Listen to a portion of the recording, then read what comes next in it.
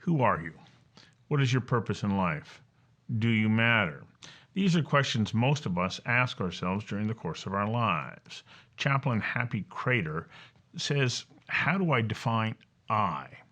He is the host of a new podcast that looks at our relationship with faith and how that in turn guides the principles we live by, and then how do we manifest those principles in our modern secular society. For Kreter, these are the questions he asked himself as he reconnected with faith, and he explores it in great detail in his podcast series where he will be engaging with people from diverse spiritual backgrounds. Kreter says, I want to talk about what it means to be human and our relationship with something we know is greater than our individual selves, that we are a part of something that is magnificent. We invited Chaplain Happy Kreter of PHS to join us for a conversation that matters about our relationship with our faith and how that guides us in our lives.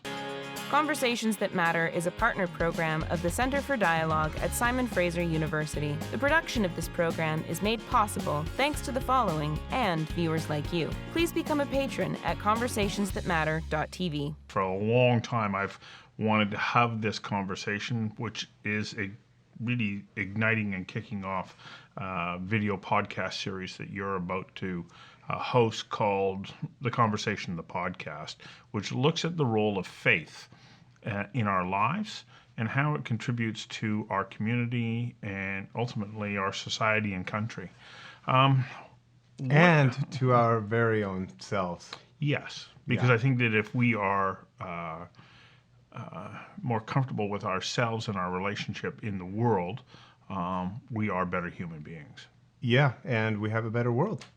So what is the connection that you can see between faith? And, I use the word or term somewhat loosely because I don't want to be denominational around this, whether it's within Christianity or any other expression of faith. What is our role with faith, and why is it important that we understand that?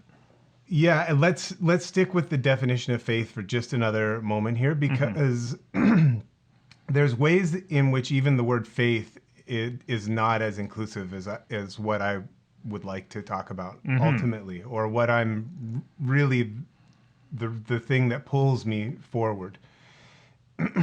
Faith is a great word for me, but I know that it's for some atheists, they don't feel included when it comes to faith, because in the atheistic definition of faith, it's like belief in something for which there's no proof, and that doesn't wash.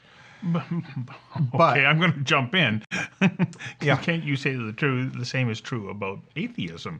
It's still a belief, because where's the proof? Well, atheism is the absence of belief. But you're right. There is a dogmatic strain of atheism too, and I think actually, when pressed, a lot of atheists sort of say, well, the more correct word is agnostic, because they accept the possibility of, but their best suspicion is that there's nothing. Okay. So by then there are some more dogmatic folks who are just like, definitely nothing. So you can see already that this is going to be a very interesting and challenging topic to make the focus of a whole series. Yeah, because what I'm really want to talk about is something that I think is fundamental about being human. And maybe even about being a sentient creature. This may even be a function of something that extends to some of our close non-human relatives. But that's a diversion. As far as faith, or let's even use the word spirituality. Okay. Although faith is really central, it is really important. I don't want to get too far off of that. But for the moment, let's start with spirituality. Yeah. Because spirituality, even for someone who says they're an atheist or doesn't like the word faith, it's still tricky territory. But I think that what we're talking about when we talk about spirituality is the sense that there is something greater than your individual self that is magnificent or beautiful. And this can happen just from looking at the stars at night or observing a sunset. And in fact, it is this sense of the world beyond our skin being having some type of sense or order to it that is sort of the function of spiritual language, as a way to help us connect with the mystery, the self beyond our skin, is one way I would say it. Well, but I think it also helps to give us some sense of meaning in life. I belong to something that is beyond me. And whether I want to look at it as a metaphysical connection or an actual physical connection, there is something that exists beyond me, and I am connected to it.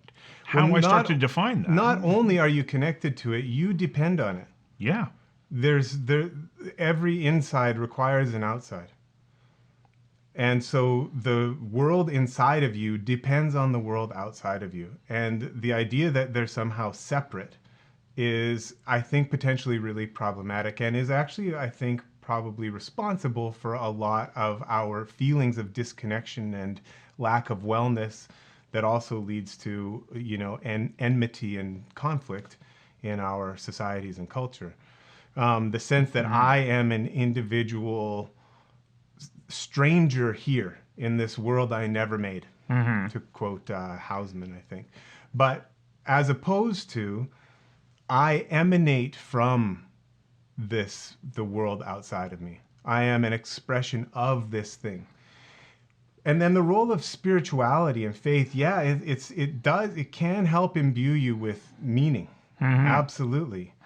But ultimately, that turns out to be a question that in the final accounting, whatever the cultural influences and external influences, it's a very personal question.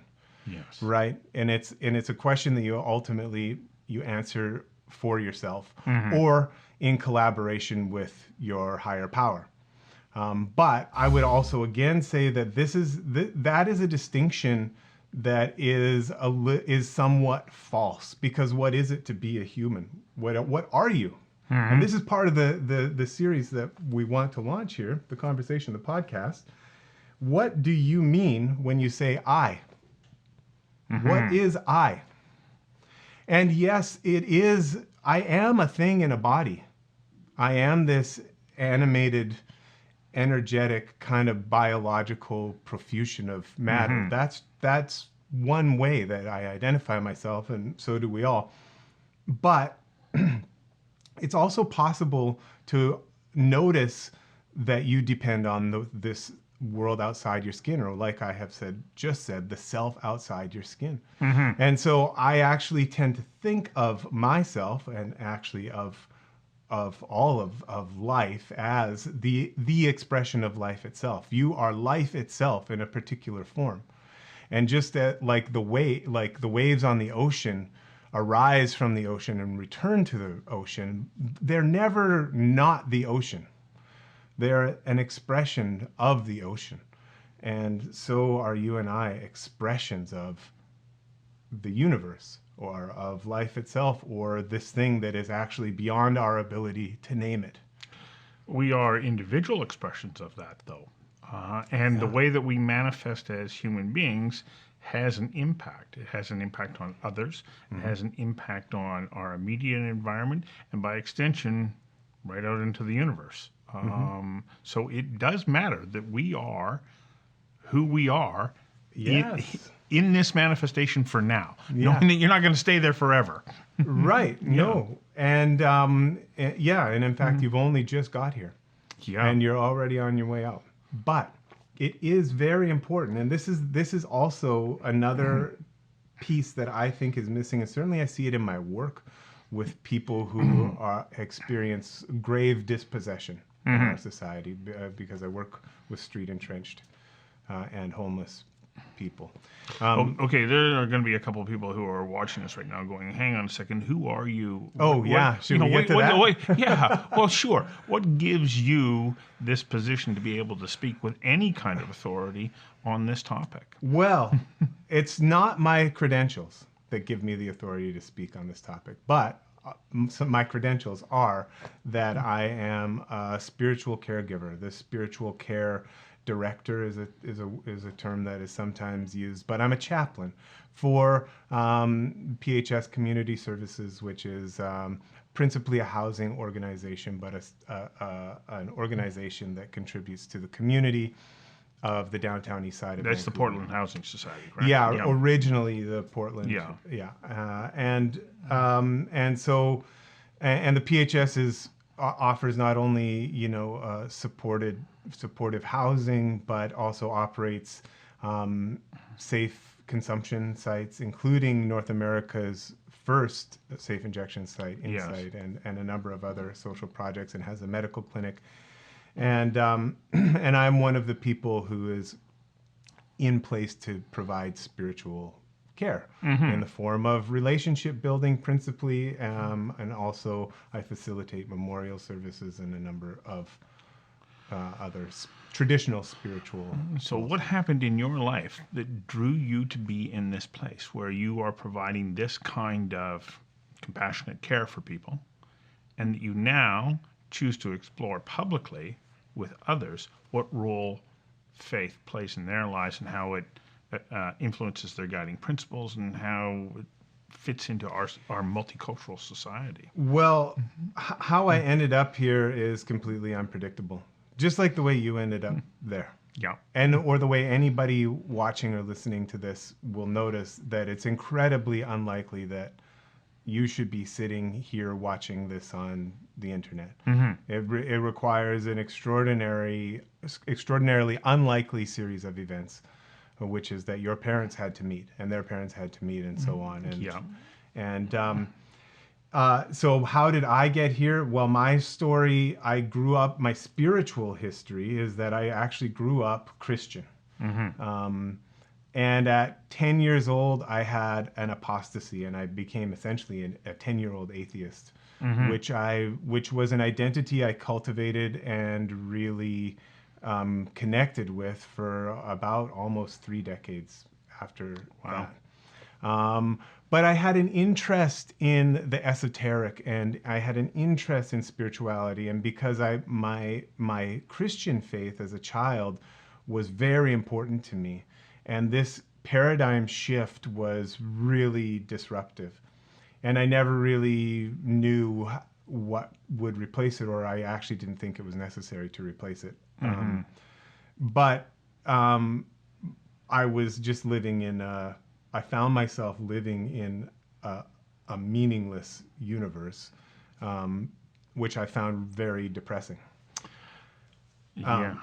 But gradually, as I started to heal my mental health through, a series of practices, including meditation, a study of spiritual scriptures, the use of psychedelics, and more,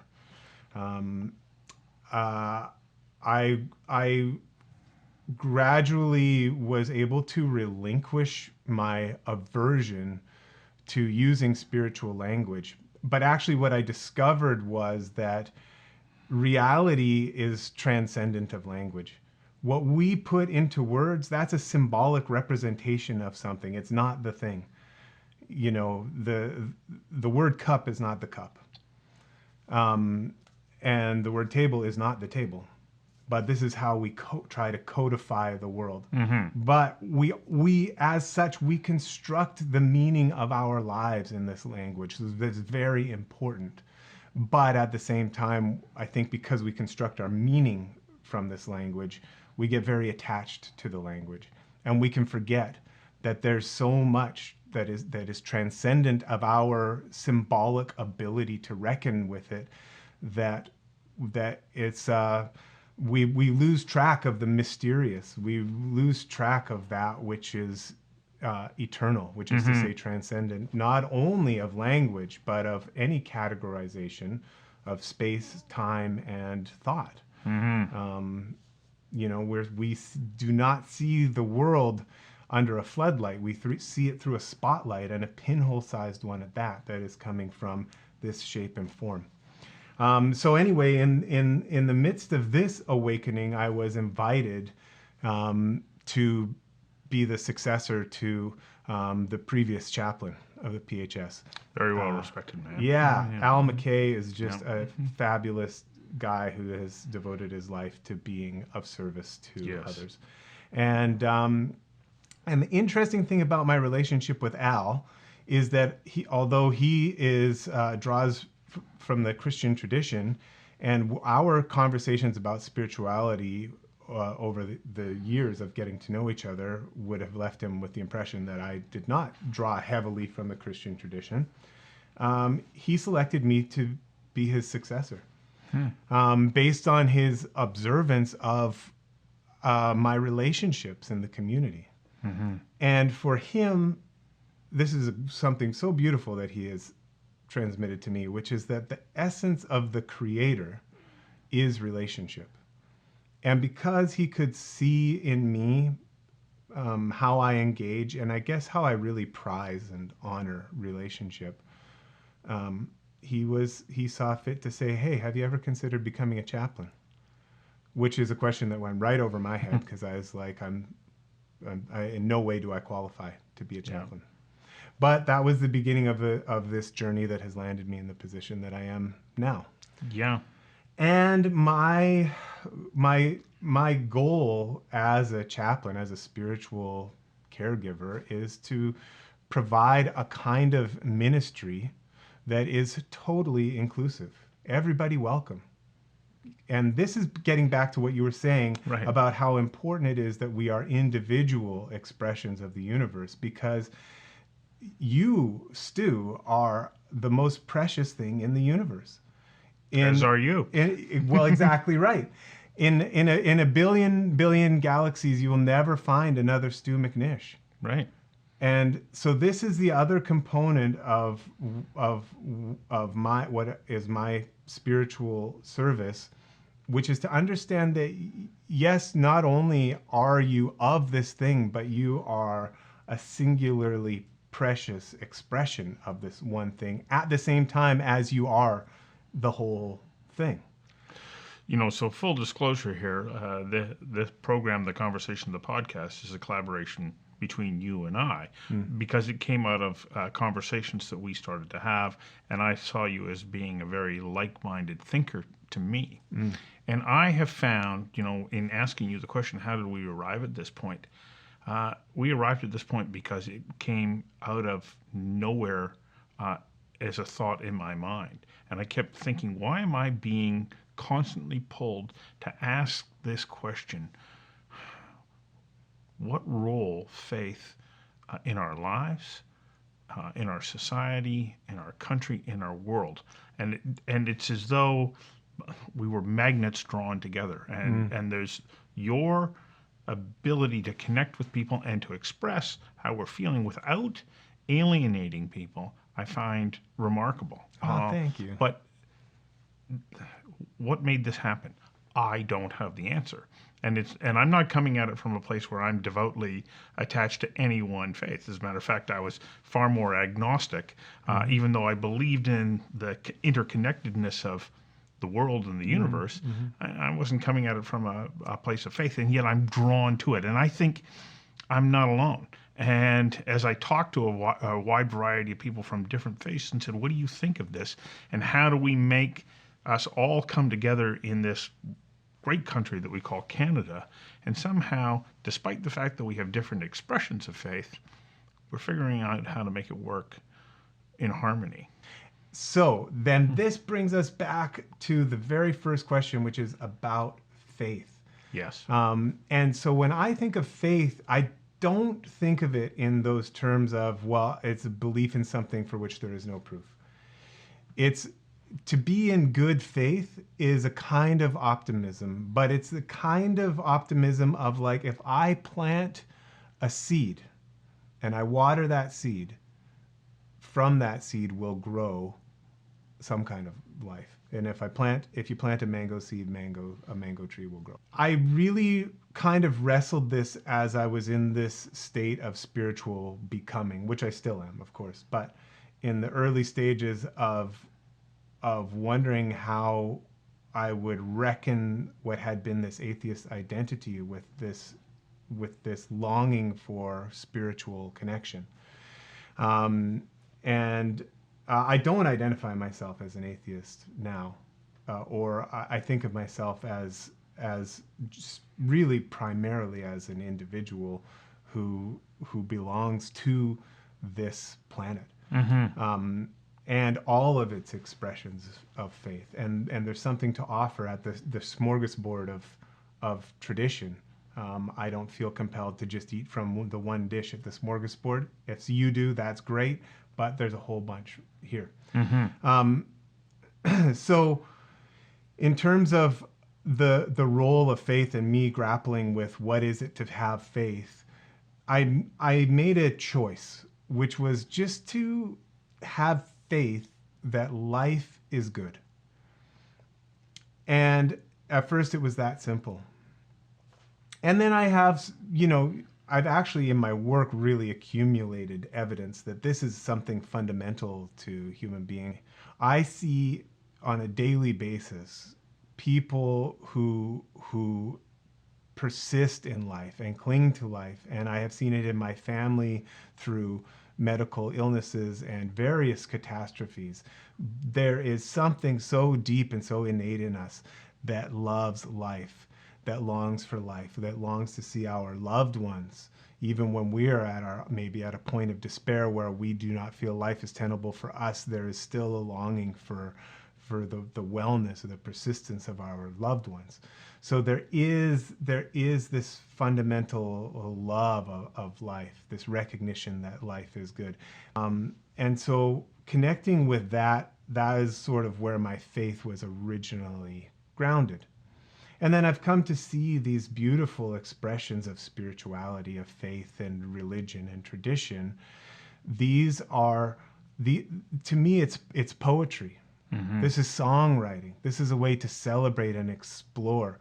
None of it actually will reveal the divine mystery, but it is all there to point you in the direction of your exploration. And so on. Well, and hopefully people who are on that journey will tune in and watch your cast, because I think that it will provide them with a great number of insights, and they'll be able to see life from a